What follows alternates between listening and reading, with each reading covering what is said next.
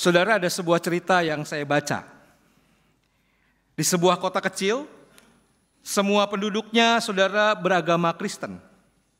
Suatu hari Minggu dalam kebaktian di satu-satunya kota itu, pendeta mengumumkan bahwa hari Minggu depan Yesus akan hadir di gereja itu. Jadi Yesus akan hadir di gereja itu, saudara. Dan umat menanti-nanti hari Minggu istimewa itu. Dan ketika tiba hari yang dinanti itu, orang berbondong-bondong datang memenuhi gedung gereja. Mereka semua berharap Yesus akan berkhotbah.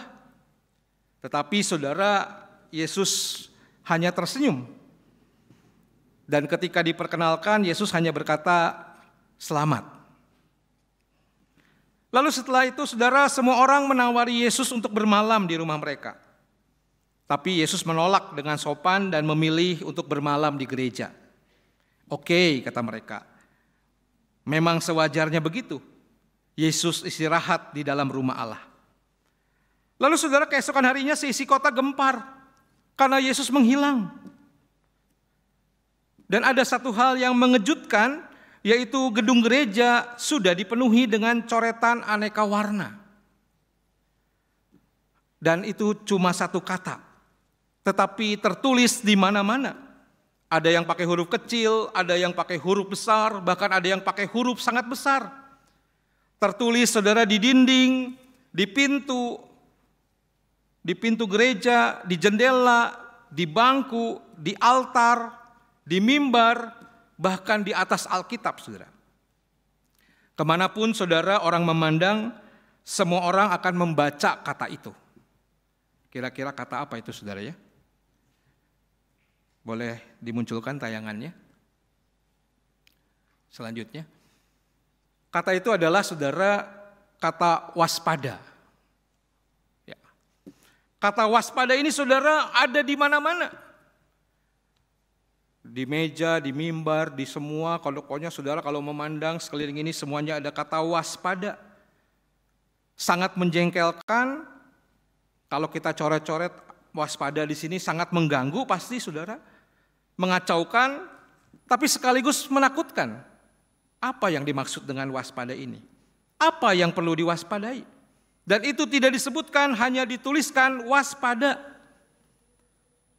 Lalu ada keinginan untuk menghapus coret-coretan itu yang memenuhi gereja itu. Tapi tidak dapat mereka lakukan karena berpikir bahwa ini Yesus sendiri yang menuliskannya. Dan lambat laun saudara, kata waspada itu mulai meresap ke dalam hati dan pikiran umat. Mereka mulai waspada kala membaca Alkitab. Membaca dengan waspada. Hingga mereka bisa mengambil manfaat dari kebenaran firman Tuhan tanpa kemudian menjadi fanatik. Tiap kali berdoa, saudara, mereka berdoa dengan waspada. Sehingga doa mereka menjadi doa yang lahir dari kedalaman hati dan bukan sekedar doa karena rutinitas yang biasa-biasa. Dan para pejabat gereja pun saudara mulai waspada terhadap praktek kekuasaan dalam pelayanan. Sehingga bisa menolong umat tanpa menguasai. Dan setiap orang saudara menjadi waspada terhadap praktek hidup keagamaan mereka. Sehingga mereka dijauhkan dari yang namanya kemunafikan. Mereka menjadi waspada terhadap peraturan gereja. Lalu jadi patuh pada peraturan tapi dengan digerakkan oleh roh kasih. Mereka mulai waspada terhadap dosa, sehingga mereka berhenti mengandalkan diri sendiri. Mereka bahkan waspada terhadap pengertian tentang Allah, sehingga mereka mampu mengenali kehadiran Allah dan karyanya di luar batasan gedung gereja. Dan sekarang menurut cerita itu, mereka malah mulai menuliskan kata waspada itu di pintu gerbang rumah mereka. Di dinding rumahnya, semua orang menuliskan kata waspada. Dan yang terjadi, setiap orang berubah. Komunitas itu berubah, kehidupan kota itu berubah, dan shalom kerajaan Allah itu makin mewujud nyata di sana.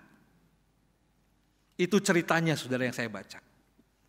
Tapi dari kisah ini saudara, saya mau mengatakan ada yang hilang dalam kehidupan kita sebagai seorang Kristen. Sekali lagi ada yang hilang saudara. dalam kehidupan kita sebagai seorang Kristen, yaitu yang tadi katanya kewaspadaan. Rutinitas kehidupan kita, saudara, membawa kita pada kehidupan yang berjalan biasa-biasa saja, yang membuat kita tidak mengalami pertumbuhan iman. Betul kita ke gereja, betul kita beribadah, tetapi peribadahan kita ini tercermin enggak dalam kehidupan yang kita jalani? Dan kita, saudara, sekali lagi tidak bertumbuh. Dan kalau kita tidak bertumbuh, maka kata Efesus 4 ayat 14, kita akan mudah diombang-ambingkan dengan berbagai pengajaran. Ya karena kita nggak bertumbuh, gimana kita bisa tahu ini ajaran benar atau ini ajaran nggak benar? Maka itu, saudara, tema bertumbuh dalam pengajaran yang benar hari ini dalam ibadah pengajaran tampaknya diangkat dalam ibadah pengajaran ini karena adanya fenomena yang saat ini muncul dalam banyaknya pandangan teologi yang baru, yang kadang-kadang dianggap berbeda dan ramai dipercakapkan, saudara, di media sosial dan menjadi viral. Salah satunya, saudara, 2 bulan kemarin itu saya diundang, banyak diminta bicara soal dalam persekutuan pemuda itu, Pak, bicara Kristen progresif katanya. Kata-kata ini viral, saudara, ya, Kristen progresif katanya.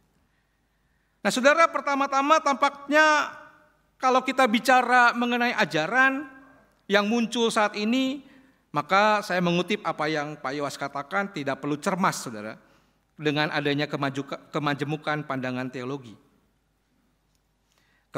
Kemajemukan teologi, saudara, seharusnya dirayakan sebagai kekayaan dalam kekristenan. Dan tidak perlu, saudara, ditanggapi dengan sikap ketakutan bahwa telah terjadi banyak penyimpangan atas kebenaran Kristiani. Namun, saudara, di sini saya juga mencatat yang kedua, memang kita mesti waspada. Sebab dalam kewaspadaan itu yang penting di sini adalah bagaimana kita sebagai seorang Kristen atau disebut sebagai pengikut Kristus itu bertumbuh dalam pengajaran yang benar, yang kita imani dan yang kita percayai. Maka itu, saudara, terhadap pengajaran baru yang muncul, sikap kita memang harus mempelajari. Kita harus mendalami.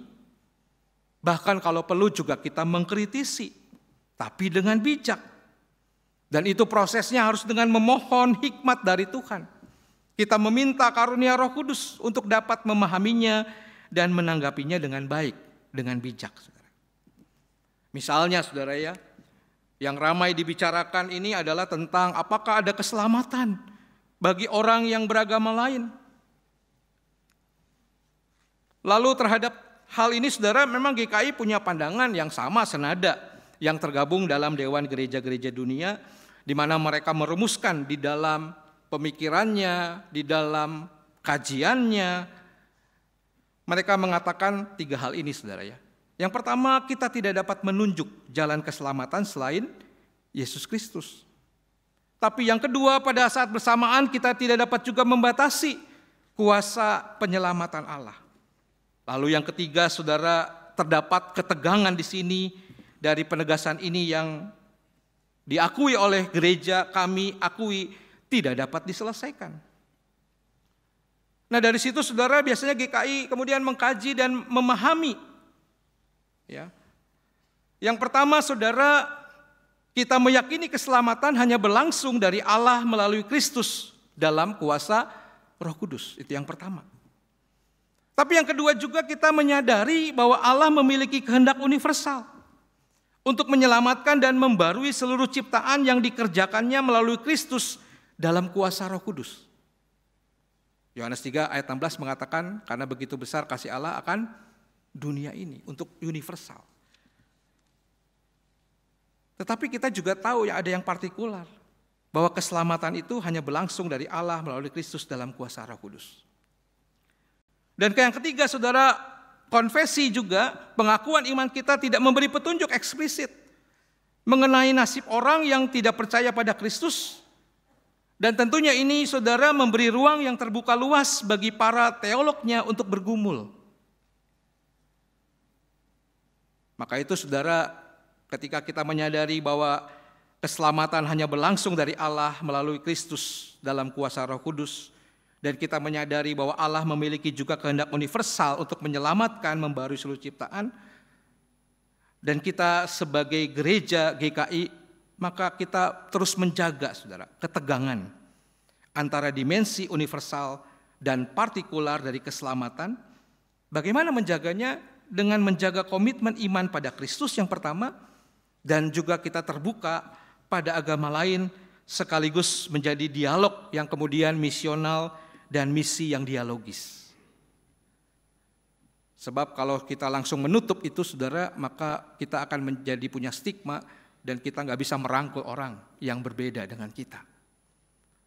Maka itu saudara, kita meyakini bahwa kasih Allah dinyatakan bagi semua orang. Karya Kristus adalah bagi semua orang. Kasih Kristus juga bagi semua orang tanpa pilih kasih. Maka itu saudara, ketika kita membahas tema bertumbuh dalam pengajaran yang benar, memang ini sesuatu yang tidak mudah. Maka saya memilih surat Paulus kepada Timotius dalam 1 Timotius 4 ayat 1-16 untuk kita renungkan bersama saudara. Yang pertama, surat Paulus ini tampaknya menjadi surat penguatan Paulus kepada anaknya yang terkasih, yang masih muda, yang namanya Timotius, dalam pelayanannya di Efesus saudara. Dan yang menarik saudara dari bacaan ini, yang pertama adalah situasi Timotius yang sedang menghadapi tantangan dalam pelayanannya. Dan salah satu tantangan itu adalah mengenai ajaran yang banyak muncul, yang Paulus katakan sebagai ajaran sesat yang banyak hadir. Dalam ayat 1 dan 2 dikatakan, pada waktu-waktu kemudian ada orang yang akan murtad, lalu mengikuti roh-roh penyesat, dan ajaran setan-setan, dan oleh tipu daya pendusta-pendusta yang hati nuraninya memakai cap mereka. Jadi Paulus mengatakan pada waktu itu sudah ada ajaran-ajaran yang bertentangan saudara. Dan ajaran itu bukan sekedar sesat tapi juga menarik. Sehingga banyak orang beralih dari situ. Yang kedua saudara, adalah bagaimana pesan Paulus kepada Timotius di dalam menghadapi ajaran sesat itu. Paulus menekankan bahwa untuk menghadapi ajaran sesat itu tidak ada cara lain selain bertumbuh dalam pengajaran yang benar. Dan itu ditulis dalam surat Paulus itu dengan demikian ayat 6 saudara. Engkau akan menjadi seorang pelayan Kristus Yesus yang baik, terdidik dalam pokok-pokok iman dan dalam ajaran yang sehat yang telah kau ikuti selama ini. Tetapi nggak selesai di situ, bahkan Timotius juga untuk diajak di ayat 10 berjeripaya, berjuang, serta menaruh pengharapannya kepada Allah yang hidup, juru selamat semua manusia, terutama mereka yang percaya. Ini ada kata yang cukup menarik ya, juru selamat semua manusia secara universal, terutama bagi kita, bagi mereka yang percaya secara partikular saudara. Nah saudara, melihat apa yang Paulus pesankan dalam suratnya ini, maka saya melihat bahwa Paulus menekankan Timotius dan kita semua sebagai orang percaya untuk bertumbuh sebagai pengikut Kristus.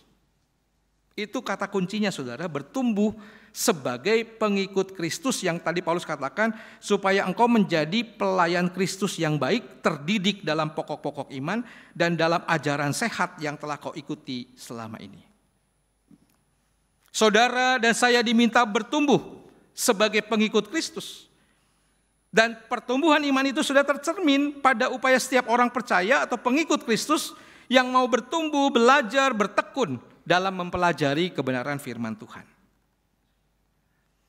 Ada satu buku yang cukup terkenal dulu, Driven Purpose Life, saudara, dari seorang pendeta bernama Rick Warren.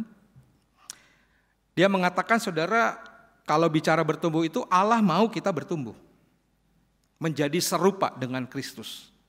Menjadi imitatio Christi. Saudara. Tetapi dia mengatakan jutaan orang Kristen bertambah tua, tetapi tidak pernah bertumbuh karena tidak pernah berkeinginan untuk bertumbuh. Apakah kita termasuk salah satunya saudara? Makin tua sering beribadah, tapi tidak pernah bertumbuh karena tidak pernah berkeinginan untuk bertumbuh. Contoh ya, kita tes ya. Orang Kristen tuh hafal Yohanes 3 ayat 16, saudara. Iya enggak? Saudara nggak usah buka Alkitab, kalau ditanya Yohanes 3 ayat 16, isinya apa? Karena begitu besar kasih Allah akan dunia ini, sehingga ia telah mengaruniakan anaknya yang tunggal. Supaya setiap orang yang percaya padanya tidak melainkan beroleh. Semua orang Kristen hafal Yohanes 3 ayat 16 dan percaya dengan Yohanes 3 ayat 16. Nah, kalau saudara percaya Yohanes 3 ayat 16, maka saudara mesti merespon anugerah Allah itu dengan Lukas 9 ayat 23. Lukas 9 ayat 23 itu apa, saudara? Jangan buka Alkitab. 1, 2, 3. Gak ada yang hafal. Berarti tidak ada yang melakukan, saudara. Lukas 9 ayat 23. Kata Yesus kepada murid-muridnya, barang siapa mau ikut aku, ia harus menyangkal diri, pikul salib setiap hari dan ikut aku. Saudara maunya Yohanes 3 ayat 16. Kalau Lukas 9 ayat 23, no. Maka betul saudara bahwa bisa jadi kita gak pernah bertumbuh. Bahkan kita nggak tahu perintah Tuhan itu menyangkal diri, pikul salib setiap hari dan ikut aku. Dan Rick Warren mengatakan pertumbuhan rohani itu tidak otomatis. Begitu saudara masuk ke gereja langsung bertumbuh, nggak bisa saudara. Pertumbuhan rohani itu membutuhkan komitmen yang terencana. Kapan saudara menyediakan membaca Alkitab setiap hari dan menggumulinya? Kapan saudara punya waktu untuk benar-benar bertelut di hadapan Tuhan, berdoa, memohon hikmat Tuhan? Saya pernah ditanya dosen saya, kalau ketemu Tuhan sehari berapa kali? Saya bingung jawabnya, sehari berapa kali gimana? Misalnya kalau ketemu Tuhan itu kan lewat doa ya. Berapa kali Anda berdoa setiap hari? Saya hitung saudara, makan siang, pagi enggak saya enggak pernah sarapan saya bilang, jadi enggak doa saudara ya. Bangun tidur? Enggak juga saya. Jadi makan siang, makan malam, sebelum tidur biasanya. Cukup 3 kali saudara. Apakah dengan kehidupan seperti itu kita bertumbuh saudara? Maka itu saudara, komitmen itu harus direncanakan. Saya harus dan saya mau bertumbuh dan saya harus terus-menerus bertumbuh. Dan proses itu saudara dimulai dengan sebuah keputusan ketika Yesus memanggil saudara dan saya menanggapi panggilannya. Yang kedua saudara, ada satu buku lagi yang cukup menarik dari Kyle Idleman, judulnya Not a Fan, bukan sekedar penggemar. Kyle Idleman mau mengatakan banyak orang Kristen hari ini cuma jadi penggemar dan bukan jadi pengikut, bukan follower. Dia cuma jadi penggemar. Dan dia membedakan saudara, penggemar itu katanya didefinisikan sebagai orang yang pengagum yang bersemangat. Mereka ingin berada cukup dekat dengan Yesus untuk mendapatkan semua manfaatnya. Untuk mendapat berkat-berkatnya. Tapi enggak terlalu dekat juga.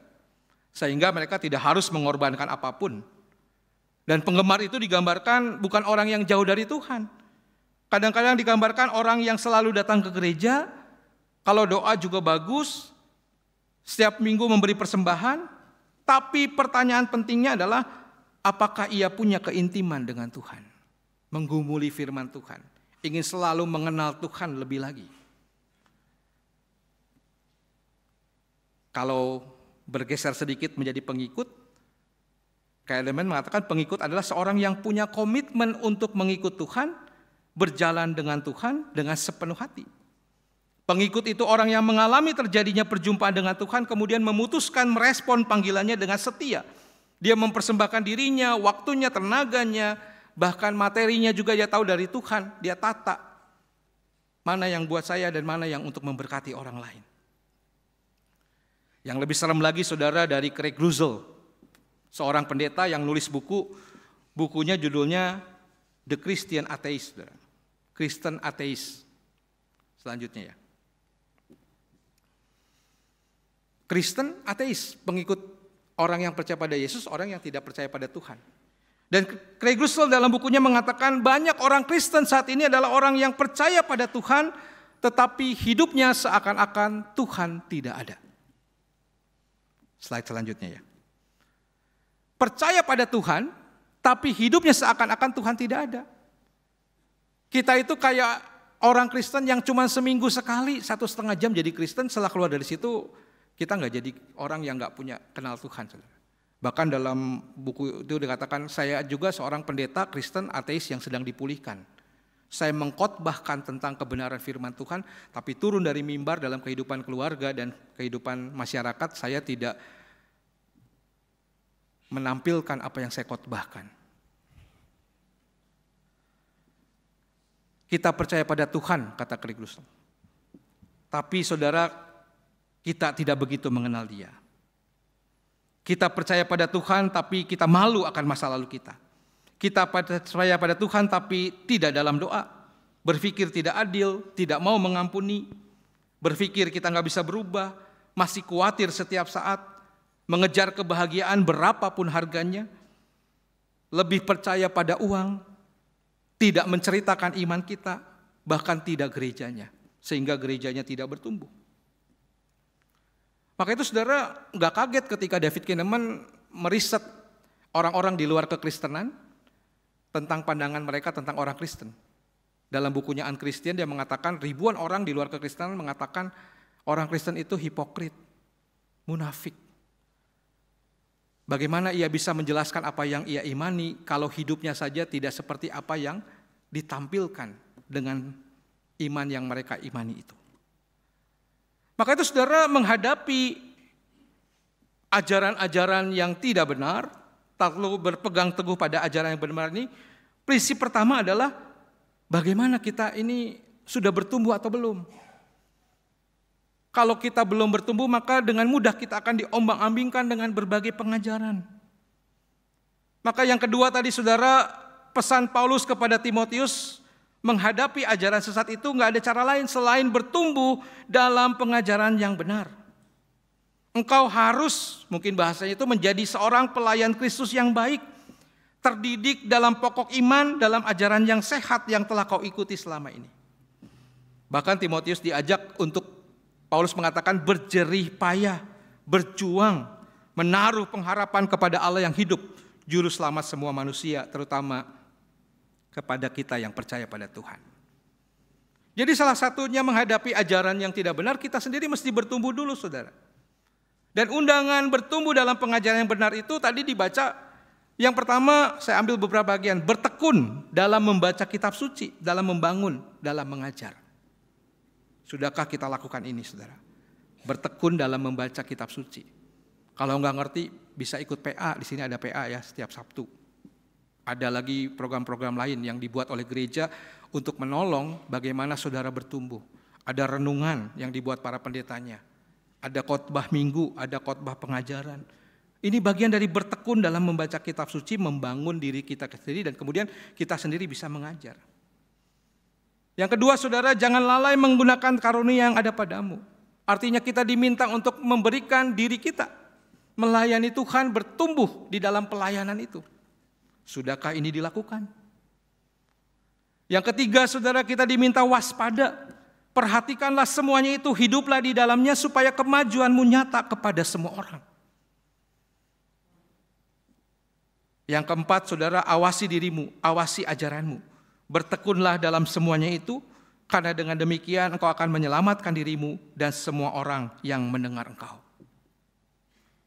Kita diminta mengawasi diri kita, mengawasi ajaran kita, kita bertekun dalam semuanya itu, bukan hanya untuk menyelamatkan diri kita, tapi juga orang yang melihat kita. Maka kalau dikatakan saudara 3 indikator pertumbuhan iman itu yang paling gampang adalah yang pertama saudara, kita punya keintiman dengan Tuhan. Kita selalu rindu untuk mengenalnya. Kita rindu selalu untuk belajar mengenal Tuhan, berproses bersama dengan Tuhan dalam doa, dalam pembacaan firman, dalam ibadah kita. Kalau saudara punya keintiman dengan Tuhan, maka itu akan tercermin pada perubahan perilaku, pada pembaruan diri saudara. Kalau yang kedua belum terjadi, maka balik lagi ke satu. Jangan-jangan kita nggak punya keintiman dengan Tuhan. Saya pernah dites doa, saudara ya. Doa makan Bapak gimana katanya?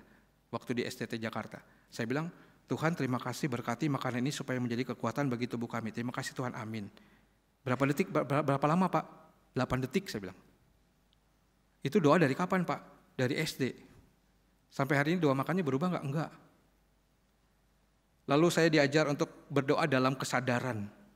Terkoneksi dengan Tuhan. Dari 24 jam yang kita punya, momen doa itu momen retret. Meskipun nggak nambah berapa jam, hanya beberapa detik, tapi doa dengan kesungguhan.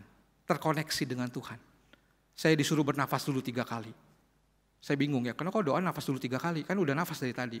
Betul kata dosen saya, kita bernafas tapi kita nggak sadar kalau kita bernafas. Bukankah selama perjalanan hidup ini ada nafas hidup dari Tuhan? Allah terus bersama-sama dengan kita. Maka itu bernafas 3 kali menyadari saya hidup.